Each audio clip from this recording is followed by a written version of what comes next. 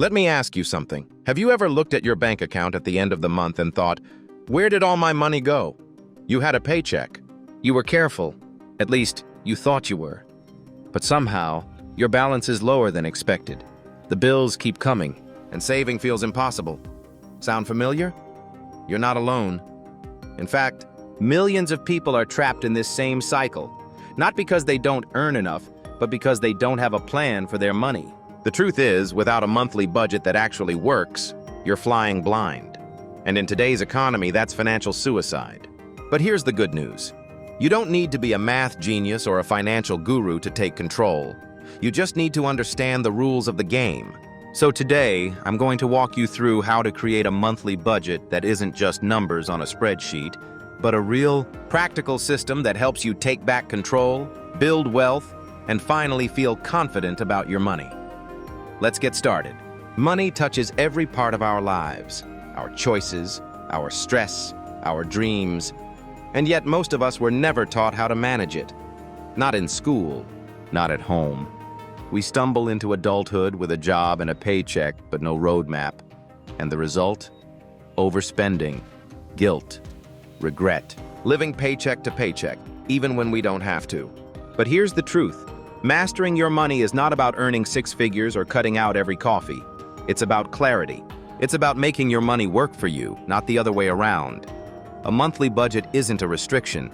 It's your permission to spend smarter, save faster, and live better. Today, we're going to turn confusion into confidence. Whether you're drowning in bills or just trying to get ahead, this is your first step toward financial freedom. And once you get it right, everything changes. Part 1. First 3 core points of building a budget that works. Point 1. Know your why before you budget. Before we even talk about numbers, spreadsheets, or expense categories, we need to talk about something deeper. Your why. Because let's be honest, no one wakes up excited to build a budget. But if you don't have a personal reason behind your financial goals, you'll give up the second it gets tough. So ask yourself, why do I want to master my money? Is it to get out of debt? Is it to travel more? Is it to stop stressing about rent every month? Maybe it's to retire early or give your kids a better life or finally feel free. Whatever it is, that reason is your fuel. Without it, budgeting feels like a chore. With it, budgeting becomes a tool for freedom. Think of your why like a compass. It guides your financial decisions. It keeps you disciplined when temptations come up, because they will. Every online sale, every invitation to dinner, every shiny new gadget, it all tries to pull you off track. But when you have a strong why, and you remember what's really at stake. And here's something powerful. Your why doesn't have to be huge or dramatic. It just has to be true to you. Maybe it's as simple as wanting peace of mind when you check your bank account. That's valid. That's powerful. Before the budget is built, take 10 minutes, yes, just 10, and write down your reason. One sentence, one mission. Something like, I want to create a budget so I can stop living paycheck to paycheck and start saving for a home. Keep that sentence somewhere visible, on your phone screen, your mirror, your fridge, because when budgeting gets uncomfortable, and it will, you'll need that reminder. This isn't just about dollars, it's about direction. And if you skip this step, the rest won't stick. So before we move into the numbers, start with purpose. Always. Point 2. Track your spending. Every dollar, every category. Now let's talk about what most people avoid. Tracking where your money is actually going. This step isn't flashy, but it's non-negotiable. If you don't know how you're currently spending, your budget is built on assumptions. And assumptions are what lead people straight into financial failure. So here's what you do. For 1 full month, 30 days, track every single dollar that comes in and every single dollar that goes out. That means rent. Groceries, bills, subscriptions, snacks, coffee runs, impulse Amazon buys, everything. Even the $3 you spent on gum at the gas station. Why? Because small leaks sink big ships. Use whatever tool works best for you. A budgeting app, a Google Sheet, pen and paper. The method doesn't matter as much as the consistency. The goal is to build awareness. You can't fix what you don't see. And I'll tell you, this process is eye-opening. Most people are shocked when they see how much they actually spend on takeout, streaming services, or just random stuff. It's not about guilt, it's about clarity. When you see the truth, you can make better choices. Here's the trick. Break your expenses into categories. Start with 4 basics: housing, transportation, food, and lifestyle. Then dig deeper. Housing includes rent, utilities, internet.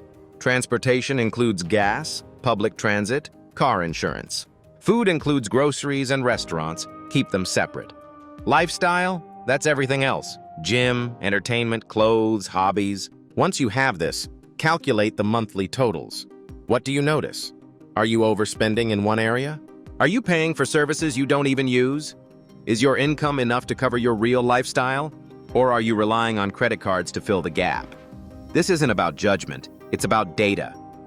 Once you track your spending for 30 days, you'll have the clearest picture you've ever had of your financial life. And from that place of clarity, we build forward. Point 3. Categorize and prioritize your expenses. Once you've tracked where your money is going, it's time to make decisions. And this is where the power really starts to shift. Because budgeting isn't just recording your past, it's directing your future. Start by splitting your expenses into 3 simple categories: needs, wants, and goals. Sounds simple, but it's a game changer. Let's break them down. Needs are the essentials, the things you absolutely must pay for to survive. Housing, utilities, groceries, transportation, insurance, minimum debt payments. These are non-negotiables. You can't cut them entirely, but you can sometimes reduce them. Wants are the extras, the things you enjoy but don't need to live. Netflix, DoorDash, new clothes, gadgets, your daily coffee. These aren't bad, but they are flexible. This category is where overspending usually hides. And then we have goals.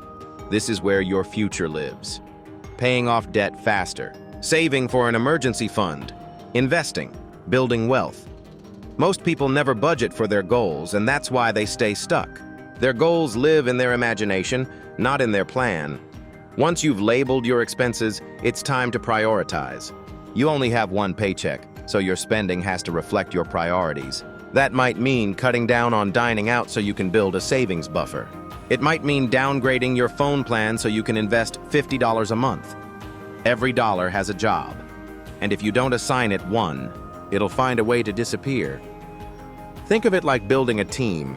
Needs are your star players. They always get time on the field. Wants are your bench. You sub them in if there's room. Goals? They're your coach. Quiet, strategic, focused on the long game. Without them, the team lacks purpose.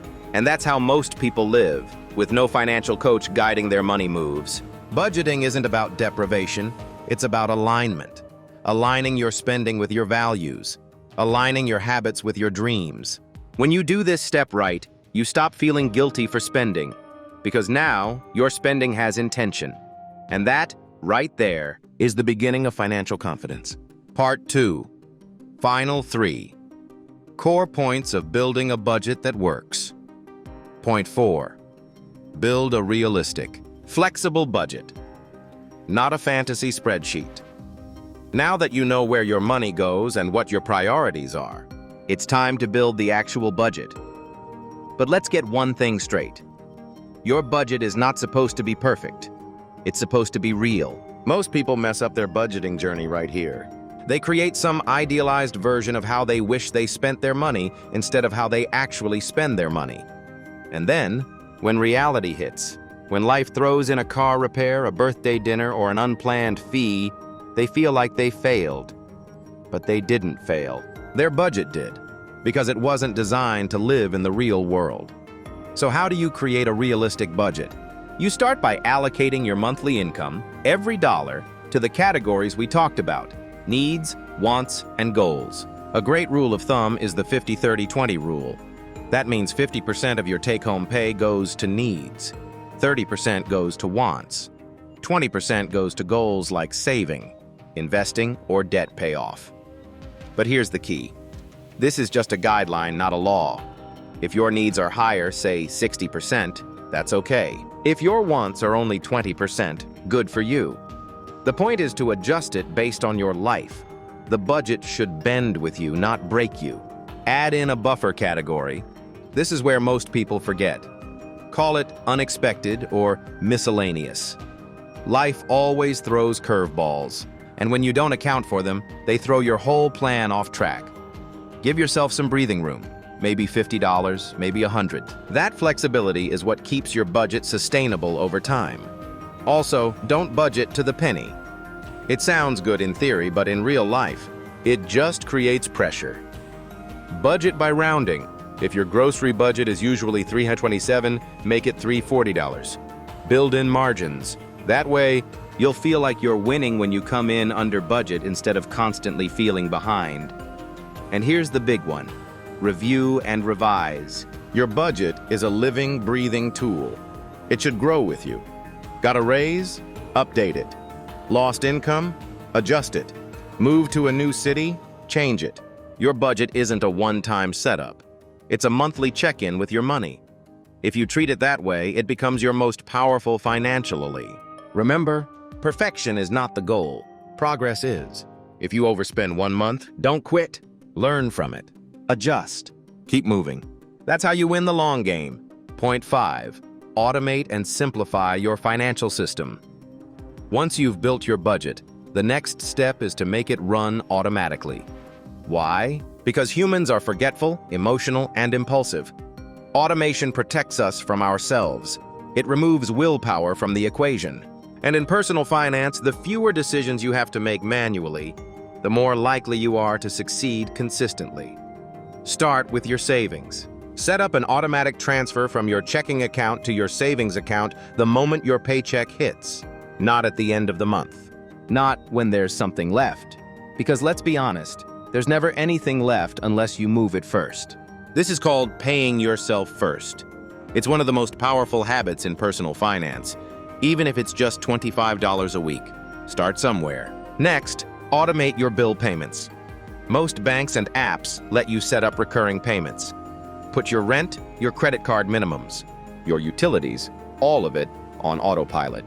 Not only does this save time, it also protects your credit score by avoiding late payments. Just make sure you always have enough in your checking account to cover it. Overdrafts aren't fun. Then automate your investing. If you've got a 401k, set up payroll deductions. If you're using a Roth IRA or brokerage account, set up recurring deposits even if it's $50 a month. Don't wait until you have extra money. That moment never magically appears. Investing works best when it's boring, automatic, and consistent. And if budgeting apps feel overwhelming, keep it simple. Use one account for spending and one for bills. Or use the envelope method digitally. Divide your money into categories inside a budgeting app like YNAB or Good Budget. Keep things visual. Keep things simple. The point of automation isn't to restrict you, it's to free up your mental energy. Think about it. When your bills, savings, and investing are all set on autopilot, you suddenly feel less anxious. You're not constantly worried about forgetting something or accidentally overspending. You're running your money like a system, not a guessing game. Automation doesn't mean you ignore your finances. It means you build guardrails so that your default behavior leads to progress, not problems. And once you get this set up, budgeting starts to feel less like a chore and more like a strategy. Point 6. Track progress monthly and celebrate small wins. Here's where most people lose steam. They create the budget, automate the basics, and then forget about it. But budgeting is not set it and forget it. It's a habit. And like any habit, it only sticks if you track your progress and stay emotionally connected to your goals. So once a month, just once, have a budget check-in. This isn't about scolding yourself, it's about reflection and realignment. Ask yourself, did I stick to my plan? Where did I go over? Where did I do better than expected? What surprised me? Maybe you overspent on food, but underspent on entertainment. Maybe your emergency fund grew by $100. Maybe you caught a subscription you forgot to cancel. Whatever it is, review it. And here's something most people miss. Celebrate the small wins. You don't need to wait until you're debt-free or have 6 figures saved to feel proud. Every time you stick to your grocery budget, that's a win. Every time you skip a pointless expense and redirect that money to your savings, that's a win. Every time you avoid late fees, pay your bills early, Or invest, even just a little, that's a win.